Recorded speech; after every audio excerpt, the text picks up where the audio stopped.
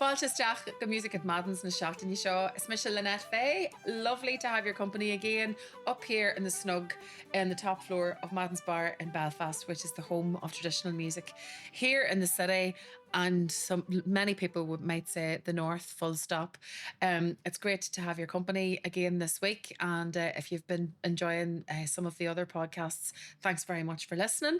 And we really value your contribution. If you want to maybe, subscribe and leave us a message or two after you've listened to the podcast, we would be very, very grateful. Thank you very much. And I should tell you that Music at Madden's podcast is not for profit, and any profits all go towards scholarships and bursaries for teenagers to learn traditional music and the Irish language. Now, who's in the snug this week? The big reveal. Well, this week we've another husband and wife. This is like Mr. and Mrs. Trot Mr. and Mrs. every week. Don't jinx it. Good Martin and Sorcha Meehan here. You're very welcome. Lovely to have your company. Thanks for having us. Thanks for having us. Oh my goodness. And it's as always, the preamble before we start the actual recording of the podcast has been just hilarious. So it's like, where was I going to start again? Well, I think the best place to start is here in Madden's. So what is this pub? What are your memories of coming here, or what does it mean to you? Do you want me to go first? Or? You go first. I might not get a word in as we go along. No, so. please. No, I remember coming up to Madden's many years ago with a very good friend of mine who's no longer with us now, Aidan Prunty. And Aidan and myself used to come up, and Sam Murray was here at the time, you see, the flute maker, and he had his workshop in Exchange Place. So myself and Aidan would get the bus to get our flute serviced, and we'd go around to see Sam, which literally took about 5 minutes. Sam would tell us nothing wrong with the flutes, and then we'd end up coming in the Maddens.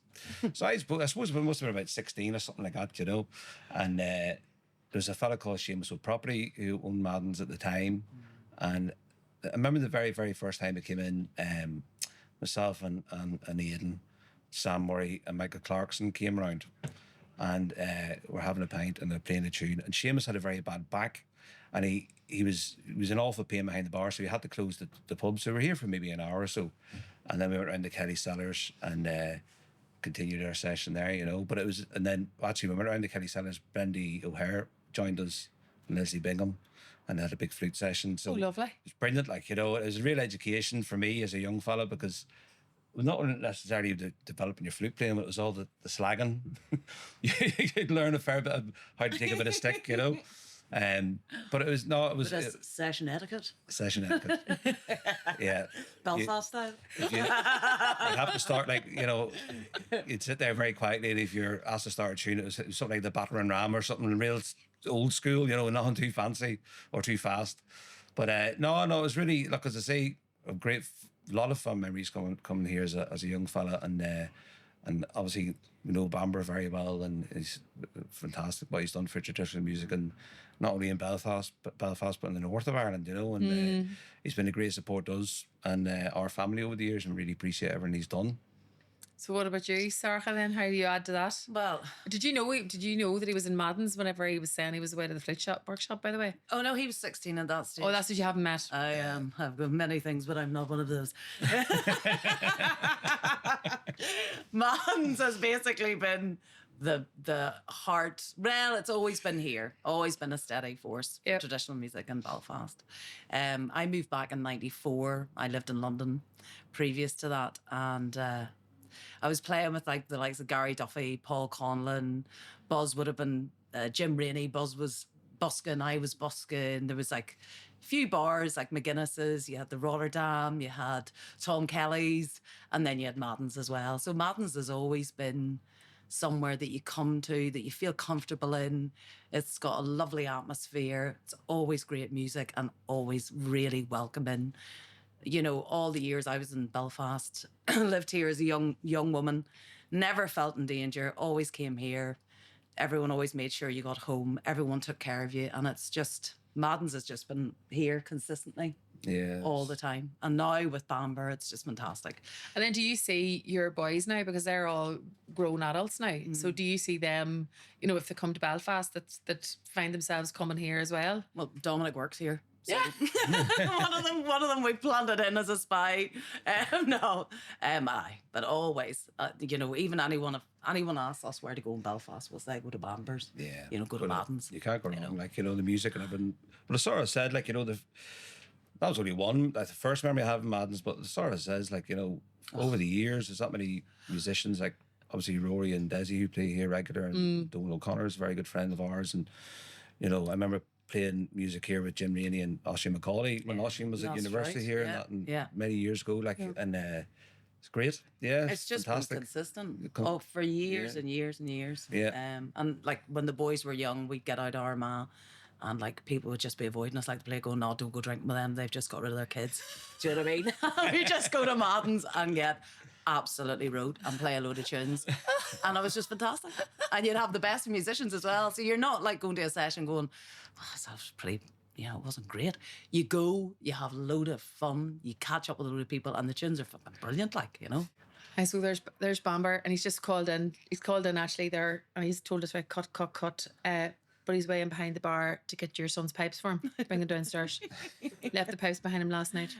Standard. Was it one night I left the fiddle, was it? You opened the case when you got home and there's no fiddle in it. I don't believe it. it. I think that's what I remember. Swear to God. Oh my God. This place is just, yeah. No, in fact, you didn't do it when you got home. We were sitting in the Spring Hill, ready to start playing a session, and you opened the case up. There was no fiddle in it, and you forgot to put the fiddle in it when you left Madden's. You know, before. You know, you've been to Madden's and everything's like that happened. Like. That's the best advert I've ever heard for this place on the podcast so far. It Brilliant. also happened in McCaig's in Scottstown, didn't it? Yeah. That's another place. I've done it twice in my life. So. Oh, yeah. It's the sign of a good pub and the sign of a good session. What makes a good session for you? Like when you were describing there that the one round in Kelly's there with all the flute players. Yeah. I can't imagine just how almost spiritual that must be for a flute player. Yeah.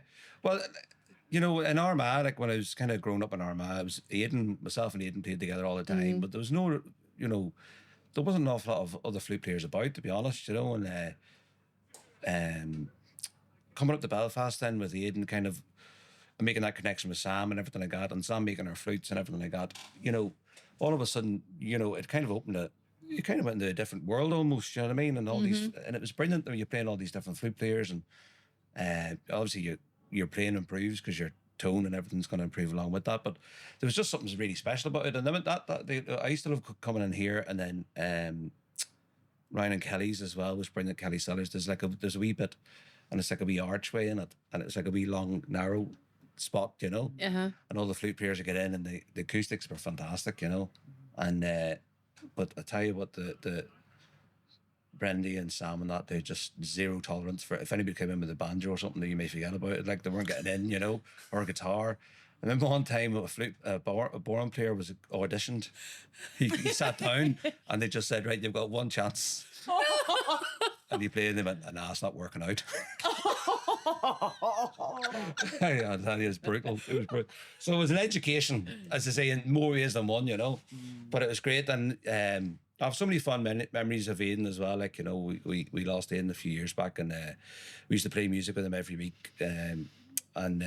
Yeah, so it's a shame, like he's gone, but his memory's still very strong, you know. Still lives on. Because you know, whenever you were in Armagh, there was a strong enough session scene there in Armagh as well, between Red Ned's and the Charlemont, and I'm sure there was another couple of sessions that you would have played regularly in as well. We played every Saturday in Turner's, which is part of the Charlemont. Yeah. With Robbie McLean and Aidan Prunty. Aye. And then our Paul would be in Patricia Valley and that, you know. For Keeving Valley quite a lot of years too. So Yeah. look, we done that regular, didn't we? and then Saturday we did the Hole in the Wall as well. Hole in the Wall, and then Hole the in the Wall Friday in as well. Armagh. And that would have been the two regular sessions in Armagh, and it was ourselves and Robbie and Aidan that would sort of kind of keep the thing keep the going, really, you know. Yeah. And then how did you get so into traditional music?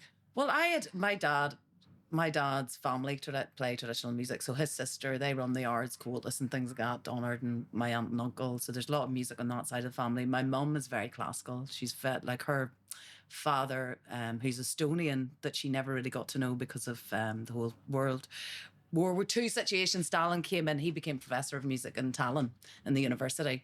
So I've always had music. We've always had the discipline of music. Like mum would have made us play for half an hour every day, practice, Right. very disciplined. But I suppose traditional music with the Irish department in Coleraine with my dad being professor there, you always had musicians coming in like Gary Hastings, so many of them. I'm not going to go in and name names, like, but so it's always been there in the background. And then I think I discovered at 15 that I could get free pints in the Harbour Bar if I played a tune. So I was like, oh, hey now you're talking, boy. This is a crack. Play a few wee jigs, a couple of wee pints, and it was great. Oh, but you're going to get everybody in the Harbour Bar into trouble now. No, not now. It's a different place now.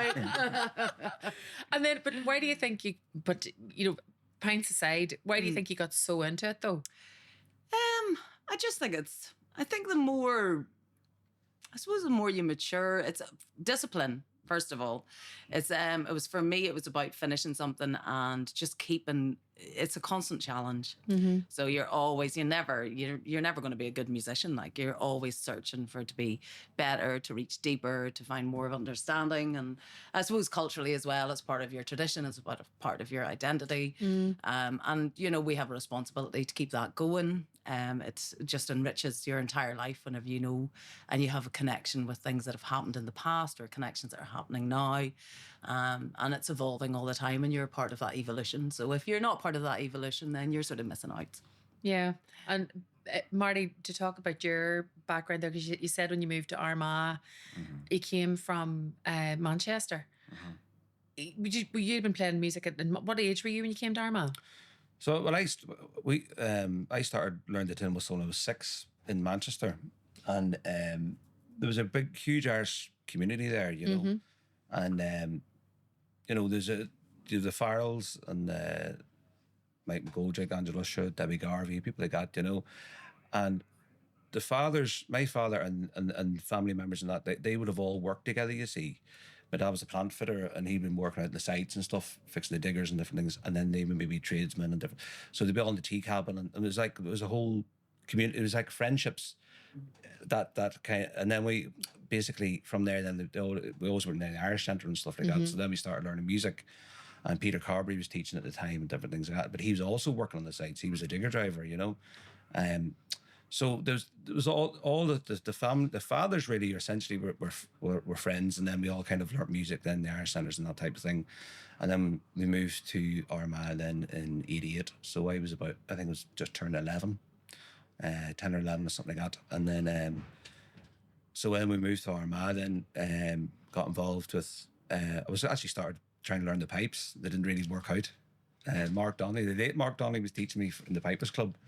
And then, but I always had a passion for playing the flute, and I kind of was dabbling in it before I left England. And then Peg Needham, Dundalk, then she was really the foundation of developing me as a flute player, really 100%. And I'm gone, and Peg's no longer with us now either, unfortunately, So, so I've really a lot to thank Peg for, to be honest. And but then look, we got within a community that you're living in as well. Like we were living.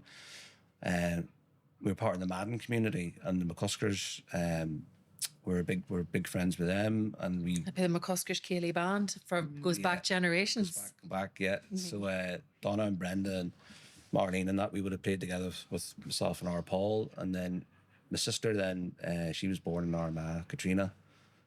And then so it was kind of once I got to a certain age, then like say Katrina was maybe 10, I was about 17, 18 or something like that. So then I had the license, and she was coming with me to Pipers Club because I was teaching the Pipers Club at that stage. So it's just the whole generation, the whole thing just keeps moving on, And then we met. Then myself and Sarah met when I was 20, something like that. So and it's obviously when you're in a relationship and your partner or wife now like plays music and has a big interest in music, it just becomes part of your family. Then you know what I mean. You're listening to it all the time, or the radio's on all the time, or whatever it might be, And then we, weekends, the different things are centered around trying to get away to play a tune, a different whatever it might be, So just the whole thing just kind of evolved. Yeah, really, and you it's know? very evident there, like you said, when you got the night away from the children, and anybody who has small kids knows, oh, those are the nights you just dream of. Yeah. But whenever you get away, your solace was in playing tunes. Oh, Do you know, definitely. obviously on the pints, but it was playing tunes.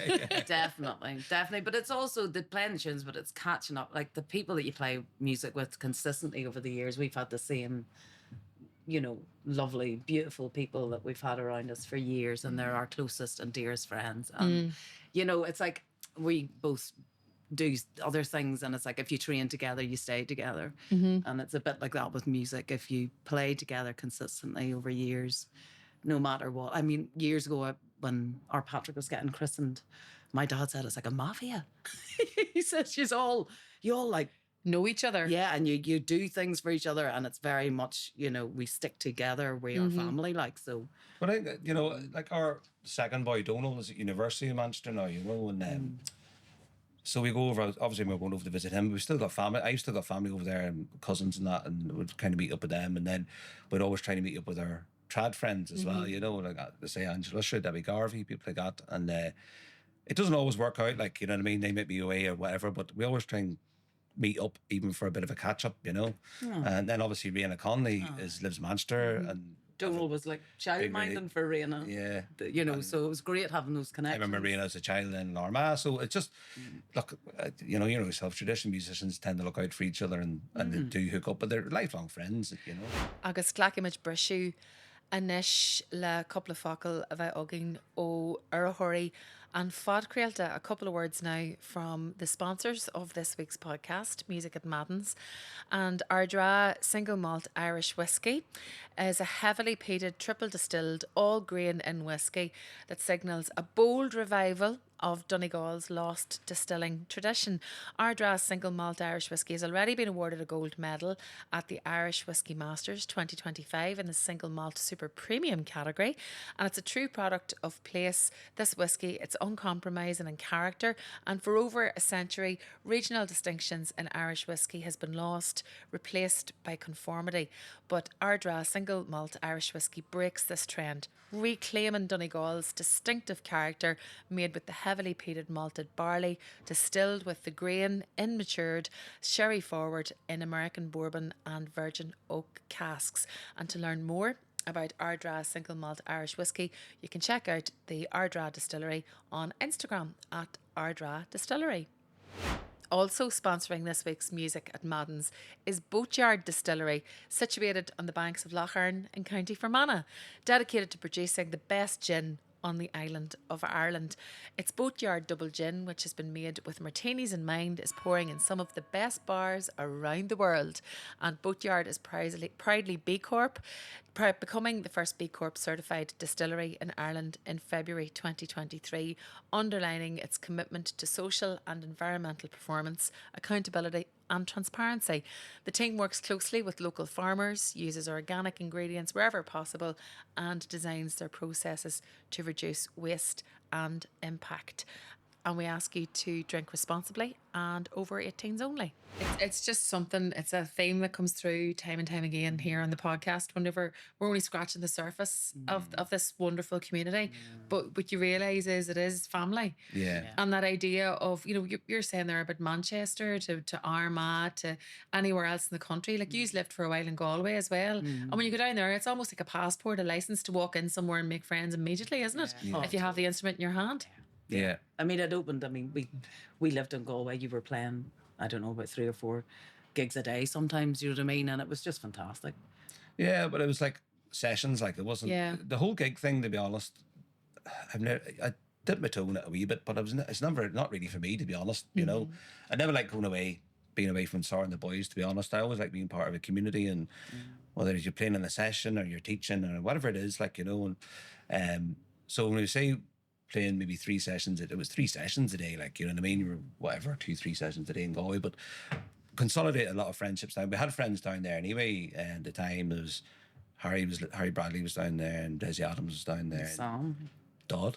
Dodd Was there. Sam Murray was there. Desi was Kinvara. So Anthony McGrath. So there was a good Martin Quinn. Yeah. and Sinead Carberry. So there was a good core musicians that we knew. But then obviously, when you're out playing a lot, then you make Brian McGrath's another one. Yeah. I mean, like, you know, Yeah.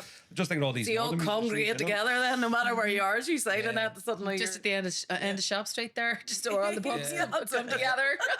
So, and then obviously you make different connections with other musicians because you're out playing. Yeah. In the local pubs and stuff. But no, it was good. Like we were there for about a year, and then we moved then up to Armagh. So we went from Portrush to Galway, and then from Galway to Armagh. And we stayed there for many years in Armagh, didn't we? You know. Yeah. Yeah, and then back up to Portrush again, and we'll get there. But something there, that a theme that's come through is about that discipline, and you know, you saying there, Marty, that you're not about the gigs. It's about, you know, getting into the sessions. It's about education, and you're both educationalists. You know, you, Marty, you're both teachers. Marty, you're a school principal. Sorcha, you're the academic, and really, oh no, but I think it's a wonderful thing to be able to, really, you know, get stuck into material the way only someone with an academic mind can. And it's a wonderful attribute to have. I wish I had it, because I'd love to go back. But Marty, talk to me about the teaching and teaching music. Like, you know, what drew you to that?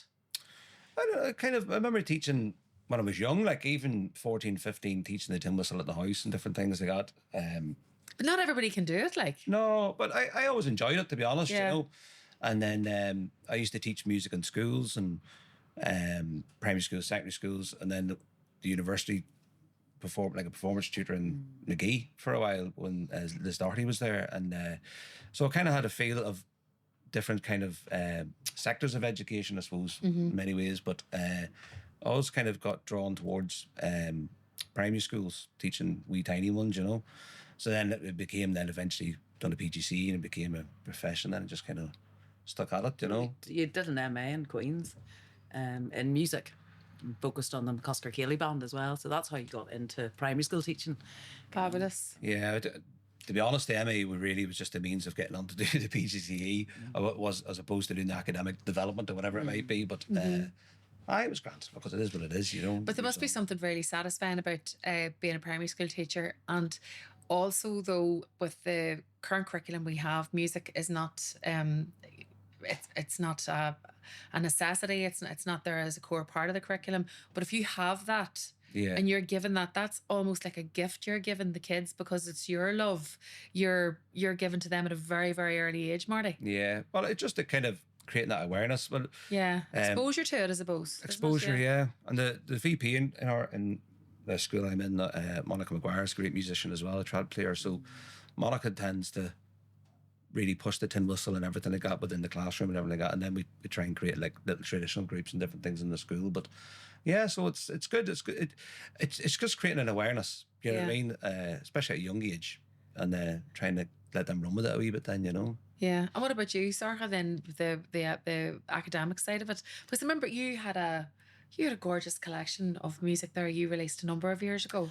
Yeah. Was it Claude Shidrima? Yeah, Kyoshi drama. But I had done a PhD, and then after the PhD, I was sort of trying to I got into creative writing and wrote a few plays, and then I've sort of lived in towns and by the sea most of my life, and then when we lived in Sheetram, it's very remote. So I wanted to make a connection. I really wanted to find out what was surrounding me, like what And kind where of... exactly is Sheetram for anybody who doesn't know it? Sheetram is just, it's on the sort of Middletown Madden border, would you say that?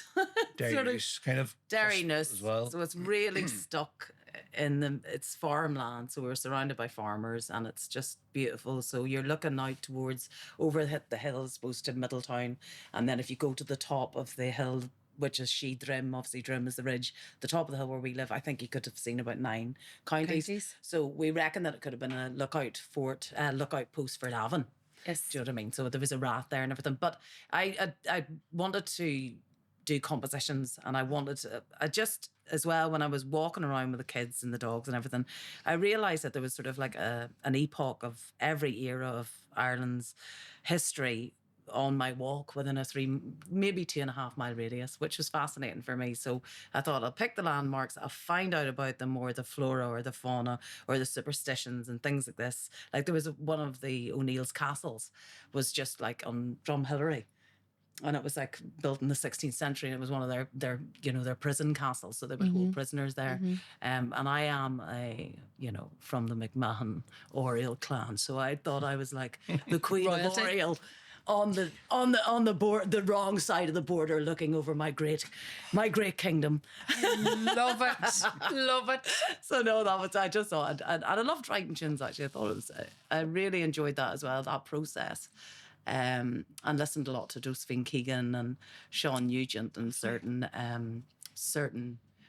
musicians who've composed music have just been fantastic, So it's a lovely nod to Madden as well, and because at the time of recording, Madden have just won the senior men's football championship in Armagh for the first time ever. Yeah. So was that a particular moment of pride for you then, given your associations with the area? Yeah, well, we always had a strong connection with Madden, as I say, through the families there and the McCuskers in particular. And then I played it myself, and Paul would have played a bit for Madden, but I don't think I was on the county trials there. Realistically. Well, I tell you, it actually put me in goals. I remember one time because of my height. Not for any other reason. They went, young Meehan, you're fairly tall, getting goals there. So that was how I met the criteria to be the goalie. You'll do a job there. Yeah. But we, like myself and Paul and Donna and Brenda would have played in the score and that together representing Madden. And then obviously living there, then all our boys played football for Madden as well. So it's brilliant. No, it's great for the community. We're absolutely delighted for them. We're cheering them on there last week. It was great. Oh, it's fantastic. I think everybody in the country's happy for them now, in fairness. Yeah. And as we saw, we'll see how they get on now in the next rounds, because there was a lot of celebrations. I know. Seen that. And then moving then from Armagh, and just to touch on it again as well then, so you were involved with the Pipers Club there in Armagh for a while as well. And that, it's left its indelible mark on generations of musicians. What did you get out of being, part of that particular community? Well, I taught the flute for many, many years with the Pipers Club, and I feel very privileged to be able to be part of it, because, I know we're going to probably talk about this later on with our North Coast trad and different things. Yeah, absolutely. But being part of the Pipers Club and seeing how well it was kind of structured, to be fair, and Brian has done a fantastic job, that experience, then we were able to take that in the North Coast, you know what I mean, and implement something similar, because we've seen how well it's run and how well it operates and how inclusive it is, But we actually met, right? Yeah, I was just gonna say this.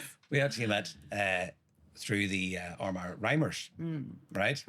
So there was the original Rhymers at the time. There was Peter and Brendan and Dara Valley, and Mick Dara's son, was directing this. It's like a stage production. I know the Rhymers go in and do their thing, but McDara had this kind of stage production thing he wanted to do. So Sarah was brought in, because Sarah was an actress back in the day, and she was playing the fiddle and she was acting in it, and I was the additional musician. So we met over the lights in Katie. What was it called? What community centre? Katie Community Centre, swept her off her feet under the dim lights. And he came in late because he was walking home. He came in late, disgusted at him because he had to walk home from what's that place in Blaney called? The Glencarn, remember? Glencarn. So he had to walk from there Castle to Blaney. his house, and he went, "Oh, I'm really sorry, I couldn't get a taxi. I had to walk home from the place in Blaney." I was like, right, nice. Told you, I left a good impression. But I think I got Sarah committed to go out for a meal or something when I had the basket on my head. And then once she half committed, I unveiled all the gingerness, and she was like, "Oh, geez, I'm not sure about this boy." But listen, all joking aside. All joking aside, I think Sarah had when she was in Katie, she probably thought her life could actually plummet much more.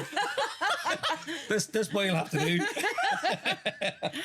I went in, this is awful to say, but I had never been in Armagh, right? So I arrived in Armagh. First impression was, this place is beautiful. Why do the rest of the North not know about Armagh? Oh, we do. No. Let's not mention the war. So I remember just being blown away by just the cultural richness in Armagh, like, Yeah. and the Pipers Club, and like Martin was right at the centre of it with Keeveen and Lorcan and Brian and Dara and I was living in John Butler's house at the and- time in Armagh. Yeah. You see, so I mean, it was just incredible. I just remember going, this is just class. Like, they're so, people here are so at home with their culture and they're just so proud of it and they're just nurturing it, and it's just all done in a really positive way. Yeah. I That was, couldn't believe it. you were right in the mall then, was it? Yeah. There, yeah. just next to the museum there, John Butler. As you know, like John, fantastic man, and they used to have like, people living in the house basically, maybe working in the observatory or whatever it might be. So I wore my way in. It was great. And there was musicians, Paul Bradley. That was a great house. Like, because I came in, and one thing that I missed about growing up in my father's house is that we always sat around and had discussions at the big table, the big kitchen table where you'd sit and everyone would get whatever. There'd be whiskey drunk. We brought this in specially for you today. Get the whiskey out. Come on, Amber.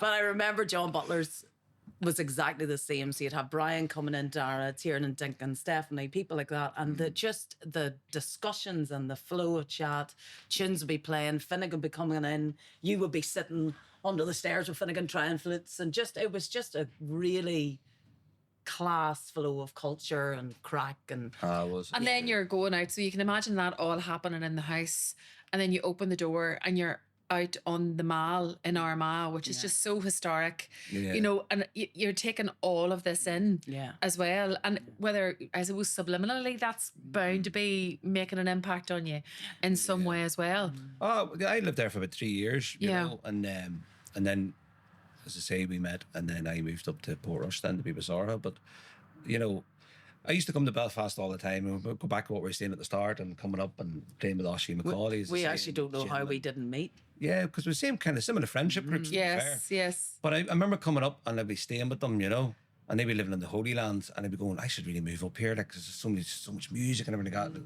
Right, okay, I'm going to move up. And then I go back to Armagh, get the bus, and I walk into John's house and go, it's hard to beat that too. It's hard to, part with this as well, like, because it was so beautiful, and as Sarah said, like, there was so many musicians, Virgo Friends, Prunty, and everybody was coming in and there's so many, sitting around the table, having the crack. Just all those names you're mentioning, though, it's just taking you really back to a particular time, and then not even the names, the brains that would have been around that table. Do you know? Yeah. I think that's the thing about it. I know, it was so much fun. It really was. And like, John made this disgusting, sorry John, homebrew wine, remember? And I swear to God, you'd be sitting like whatever time of the night and morning, and you go on, sneak up to John's and get a bottle of the wine. And it was like vinegar. And you'd be sitting at about 2 a.m. just racing this stuff and playing more tunes. I mean, it was ridiculous. So the English left.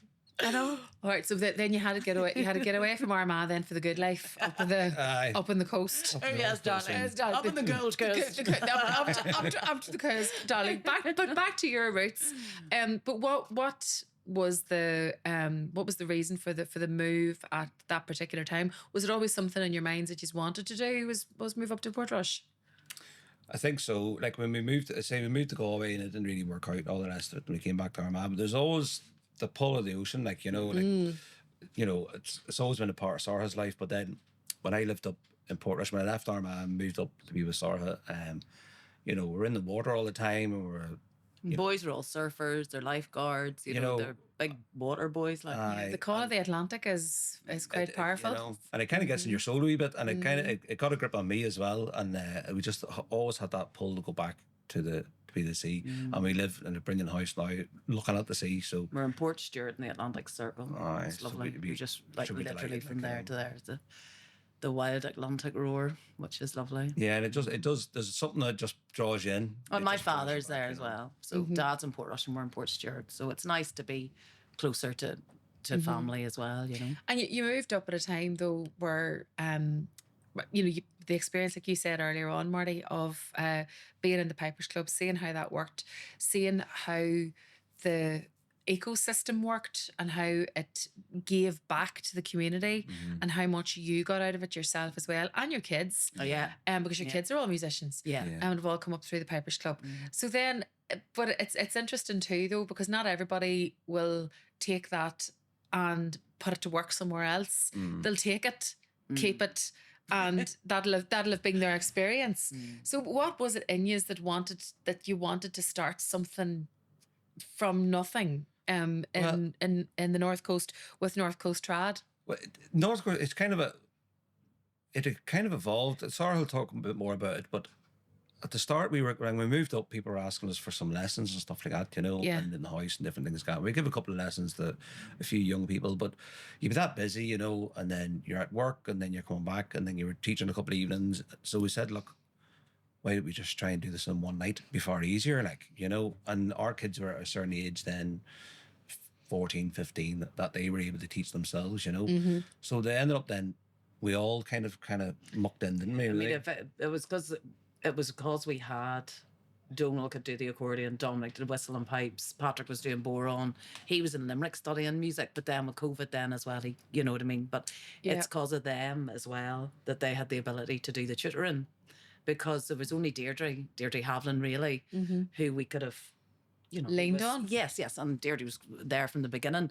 But no, if it wasn't for the boys, it would have been totally different as well. So it kind of just grew legs from that, really, to be honest, and because there's a lot of people asking for the lessons and this, that, and the other. So then, Sarah got the Millstrand school, integrated school, and we got it one evening and done like a registration, and we were kind of really taken back by the amount of people that did turn up to register, and there's such a huge interest in learning traditional music. And then we put the classes on. It's just evolved from there, And the thing is, though, it seems to me that it has mushroomed really quickly. Yeah. So it's grown exponentially. Like you couldn't really have foreseen that. No, I didn't think there would be that much demand for it. But I think that as well as that the narrative that people don't hear about the North Coast, or especially, from years ago, we just have all of our own same narratives, is that there was an Irish department there in Coleraine. There was a lot of Irish culture, a lot of Irish language, a lot of session tunes going on, and, and different strands of Port Rush and Port Stewart. Even Coleraine had a folk club at one stage.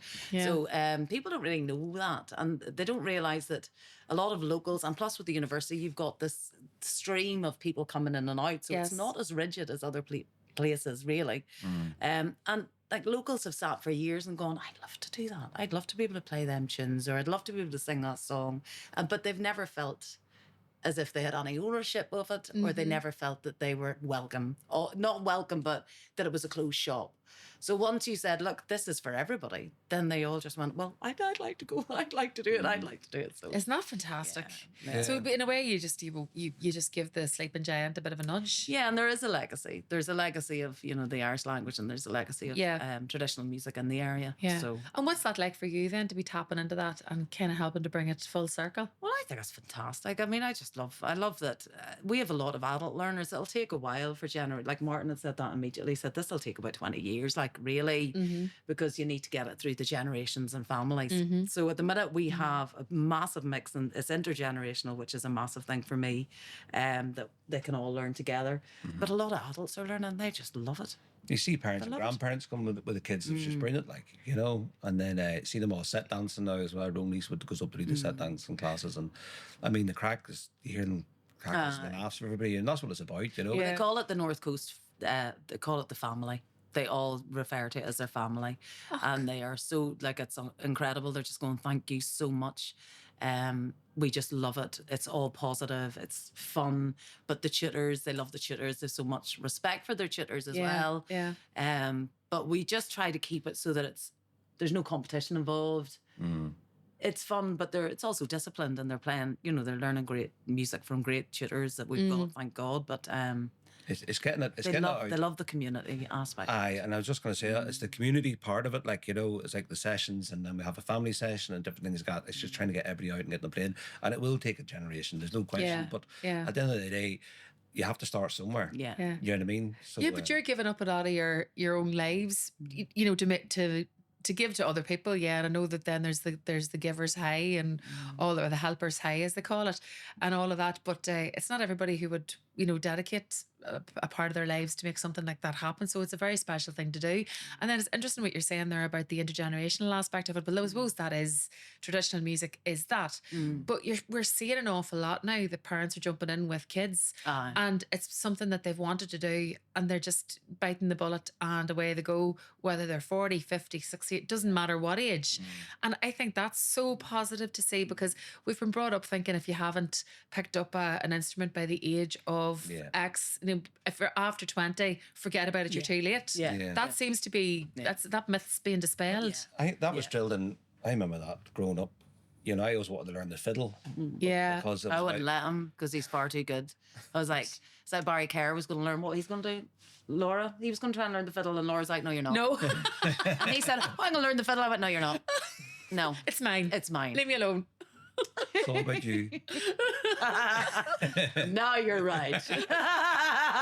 But there was that thing drilled in you going on, like if you had, you know, regardless of what instrument you played before that, but if you don't start at a young age, you're never going to be able to make it as a musician. Not make it as a musician, but play proficiently, really. You know what I mean? Yeah. So, but it's a load of nonsense, really. And if you think, like, if you're listening to a language all the time, you're listening to Irish and being on the Gaeltacht and whatever it might be, if you're constantly, or if you're living in a different country, you listen to that language all the time, you are going to learn the language, you know? So it's the same thing. If you're listening to traditional music and it's in your house all the time, you've been surrounded by it, it's there. Like, it just needs to, you just need a little bit of a nudge, a bit of guidance to get it out of you, you know? We have one student in North Coast Trad. Well, we've obviously got more than one student, but he's fantastic. All this talk of, yes, we got one student. But he's class, like, not only, but he's now playing, like, he's, you know who I'm talking about. He's just brilliant. He's just really gone for everything in North Coast Trad. He was doing set dancing, he was doing singing, he was doing Irish language, he was doing the flute, and whistle. And he's also got the obsession. So there is the obsession with traditional music, that if, you know, once they get the obsession, once anyone gets the obsession with traditional music, so he's got the obsession, and he is now going to festivals all over the place. He's playing great tunes. He can join into a lot of sessions that, like, most people who've only been playing like 4 or 5 years would not be able to. But he's just taken everything out of North Coast Trad that he can. He's made it really positive. Plus, he's also listened and been guided properly. He hasn't just put on the blinkers. You know, Martin's his tutor, and he's kept, but he's fantastic. But the old slagging, keep the feet on the ground. Which I have to do that. But that's the one thing about this community as well. That will happen. The feet will be firmly put on the ground if they even think of getting up off it, which is, you know, it's a brilliant thing. But the other thing about then the evolution of the North Coast Trad then is that, you know, every good ecosystem obviously needs a focal point in the year. Festival, like. But the idea of the Sam Henry Festival, what I love about it is that it's so obvious that why was it never there in the first place? Do you know what I mean? So did that help you to, I suppose, solidify its place in the annual calendar as well? Totally. When we moved back up, obviously we knew about Sam Henry, but the Korean Museum had just done a magnificent project, and it's a massive exhibition of everything that they could correlate from Sam's life, all the sources, and it was in the Korean Town Hall. And it was only for a few days. So I went in, and it was the musicians playing, and the exhibition was magnificent. And at this stage, we hadn't even thought of a festival. But we both sort of agreed, if there's anything here in commemoration, it's going to have to be for Sam Henry. Has to be. And remind the listeners who Sam Henry was. Well, Sam Henry would be known as one of the most prolific song collectors from Ulster. So he was living in the 1920s and 1910s, 20s and 30s. That's when he did most of his collecting, and he was custom and excise officer. He would have gone, and it must have been just a fantastic people person. He must have been just one of them old boys that you would have just told your life to, because he ended up getting everything, all the gems, and he recorded everything regardless of, so he had no bias. He didn't think, oh, I'll not do that, or I'll not do that. It was just everything. He just recorded it, made sure that it was noted. Very, very smart man, Renaissance man, just so many different interests. You know, you could spend, well, there's a girl who's just completed her PhD, Grania, and she's done a PhD just on I think on his songs. Sorry, Granny, if I'm getting it wrong.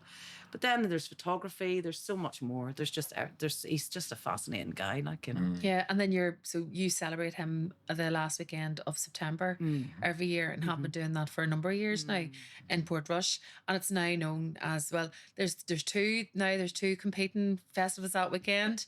There's the John O'Neill and Tyrone. Have to mention that, Claire, before you get at me. So that's down in Donaghmore, Galway area, and then Sam Henry's on up in Portrush. But even like when we were growing up, if you had said there was going to be two festivals on in the north somewhere in the same weekend, and both festivals jammed, you wouldn't have believed it. No. You know what? It just shows you how the landscape's changing. Aye, Well, totally. the originally when we started the Sam Henry weekend, we had it it was during COVID actually. Yeah, I remember I think that. it was the only festival on the island. And that was a bit of a stress fest, to be fair. But it worked. It's like phoning Korean council going, what's the crack? They're going, don't really know. I was working on the radio at the time, and I remember there's something about a tent where you had to have all the seats Sides a were certain open. amount of sides open, and the seats a certain amount of. There's still plenty of crack to be had in that tent. Seats aside or not, Lynette, let me tell you, there was plenty of bubbles. So in the classes though, because St. Colum's and Port Stewart have very kindly let us use the school. So then Or we had obviously they had to socially distance all the people in the classes. Yeah. And then in the tent then we had a marquee and the sides were up. The first year we were really lucky, the weather was brilliant. Yeah. So the sides were up. oh, And everybody kind of stayed in their wee bubbles, and then even with the tutors playing, like they were all kind of distanced out and all. It actually worked out brilliant, and I think everybody was so relieved to actually get something Yeah. because none of that Yeah. for so long. and you Yeah. can do it. You just have to be regulated, and Aye, you just flat out clean. extremely I'm just organised. thinking like, of the stress levels Aye, it involved was for yourselves. stressful. It was Yeah. stressful. It Like, was quite not just your stressful. first festival, but your first festival in those conditions. Like, Aye. No, we're flat Sure, out. you know. A couple of clean freaks every 2 minutes. And we were cleaning thinking things, of you know. weekends and stuff, but Martin said, no, I actually really like to see students suffer. So I'd like, he said, I want the teaching to be at the heart of it. So I want about 4 or 5 days where they're teaching, the students are actually getting about 4 or 5 hours a day. So that actually really worked for our students because it upskilled them so much, okay, yes. you know.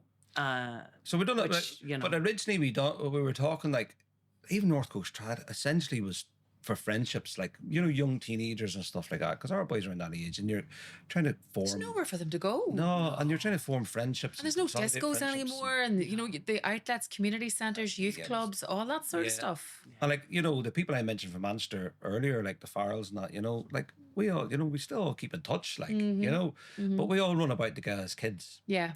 So I always kind of, maybe it's a bit romantic, whatever, but I always have that notion of like if they kind of learn music together and pal about together, and they're not competing against each other on flaws, but they're sitting out with each other in workshops and different things like Yeah. that, and cracking about afterwards. That's where the friendships are going to form. So then, really, from that, the Sam Henry. Once we've done a couple of years in the school, we're going, right, well, it's getting a bit big for the school now, and we want to go out into the town and But kind there was of get the people wanting to play venues. tunes and stuff. So Yeah. that because we're such session heads that we just attract session heads. The session heads were all coming, but it just you couldn't Port Stewart. And then was obviously not- the restrictions and all had eased, so we're allowed to go back in the bars and play sessions and everything like that. So it became much more than what we set it out for, like a community for young people, but it's become much more now. It's like a community for everybody, really. You know what I mean? Which is brilliant. And Portrush has really embraced it as well, which is great. Yeah. Yeah, know? no, it is. It's But good. at Sorcha, look, I always say this, like Sorcha's the driving force behind all of it, really, just my work commitments and everything like that. So I'd be there giving her a wee pat in the back the whole time. But Sorcha drives it forward, like she really does. She does a brilliant job. But what does it take to keep a festival on, going? Because it's not easy work Well, to do. it obviously doesn't take funding Yeah. because there isn't any. But no, sorry, that we dig. No, I think it's just fair. Yeah, I think we're just lucky, as we said earlier. We made such positive relationships over 30, 40 years in music. Yourself, nearly. Just put me in there. But no, the positive relationships work. People will do things. We'll work together. We'll make things work. And there is a demand for it up in the North Coast. And I think it's just that thing as well, is that because it's not traditionally known as a place that is related to Irish traditional music, people are even more invested in it and keeping it going. And then Sam Henry's a big part of it. Yeah.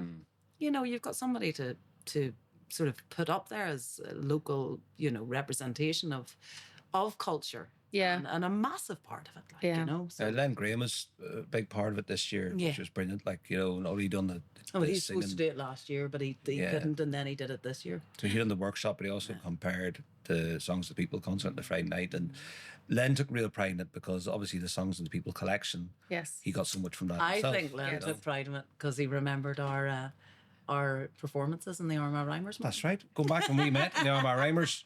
Len Graham, John Campbell Campbell were a part of it as well. No way. Yeah.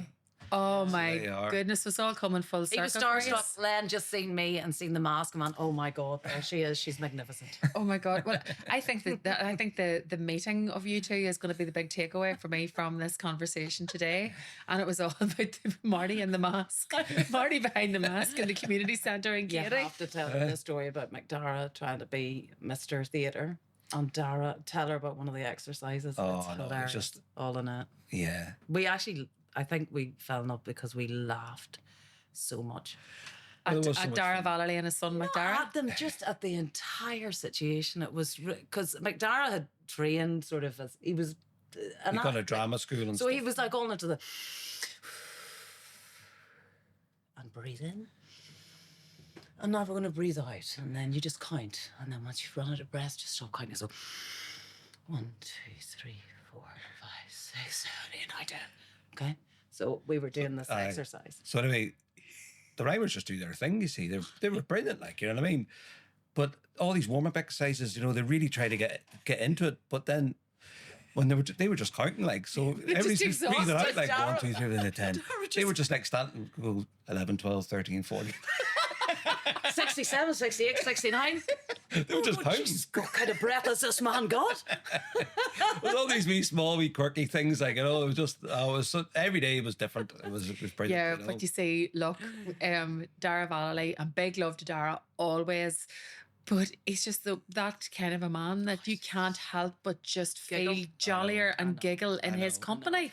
His view of the world, just Yeah. it's Oh my amazing. God, it Yeah. was- Yeah. the three of them together now was just priceless. It was brilliant. No, I mean, they were, as you say, they were incredible. But they trying to do this whole theatre drama school thing was just like there was one that you had. You're out of control. You know, your body's taken out of control, and like Tara was just going. Yeah, he did really good. It's random. Concept We of it. didn't know what to do. Oh it was my funny. word! And what do you think? You know, when you say that you met when you were 20, so that's for nearly 30 years ago. Like, I know it's really frightening whenever we think in terms of these types of numbers and in terms of milestones as well. But what do you think music has given you that you wouldn't have otherwise? It gave me a focus. It's always been the consistent thing for me, music. You know what I mean? It was always a big part. Mum and Dad took us everywhere. And obviously my brother and sister playing music as well. So it's the one constant I've had throughout my whole life, you know, and then meeting Sorcha. And then it's just, we've always had music. You know what I mean? Like, so as I say, it's just having that consistency. Sometimes it drives you mad. Sometimes you'd love it. You know what I mean? We love it most of the time. Like, but there's so many different things. All the friendships, everything that are formed around music, like lifelong friends, you know? So for me, it's just that consistency and being part of not only my childhood, but my children's lives as well. And hopefully as the years progress, then our grandchildren will be playing music as well. And it just to be that constant flow, you know? That's for me anyway. What about you, Sorcha? I'm very much the same. I think it's as well. It's discipline as well, and it is a discipline, and you need to keep at it. And once you think you've got it, then I think it's finished. It's like any discipline. Do you know what I mean? So, for me, I love learning and I love progressing, and so for me, I'm always trying to learn more, trying to progress more. It's about community. We've done West Bay Folk Club in the 2001, we started the folk club in Portrush. We did West Bay Festival. We've done Food Fest. Armagh Folk Club. I was chair of that. Katy Flute Festival, Katy Heritage Society. So everywhere we've gone as well, we've You've left your mark. Not left our mark, but we haven't just worried about playing ourselves. We wanted to actually Encourage pull others. the community together and to celebrate what we've got. So we've been doing that. Even Trad Aaron Tran, Ross Nola. That was a voluntary one where we all went down and everyone came, and Mary Fox was involved in that. Ian Carmichael. And so the kids went out. That was fantastic. All the families went down and we taught music to the kids for a couple of hours that morning, and then we arranged surf lessons for them in the afternoon. They all went out surfing in the afternoon again. But again, that was really focused on bringing the kids together and consolidating those friendships, you know. So no, I think Sorcha just said something there, like it's nurturing what we have, you know, like we're here for a very short time, so you have to really try and preserve what we've got, you know. So we'll keep at it anyway. And it is an oral tradition, but that means that it's evolving. So repertoire is a massive thing for us, for North Coast Trad. It's not like how brilliant you are about, you know, you're winning competitions. That's not what we're about at all. It's about keeping the tradition alive, and that's done through repertoire. Don't become lazy. Don't become complacent. Travel about. It's like a language. You need to speak to different people. You need to play with different people. You need to have the respect. You need to... There's so many layers involved in it, and if you don't immerse yourself in those layers, you're just losing. You're losing out, basically. Yeah. So if you're going to immerse yourself properly. And just feel the full benefit of it. Yeah. Well, it's very evident that both of you are doing exactly that. And long may it continue. It's been just great to talk to you today on Music at Madden's. Thanks very much for making the journey up. Thanks, Bamber. Gur míle maith. Thank you. She in the good books.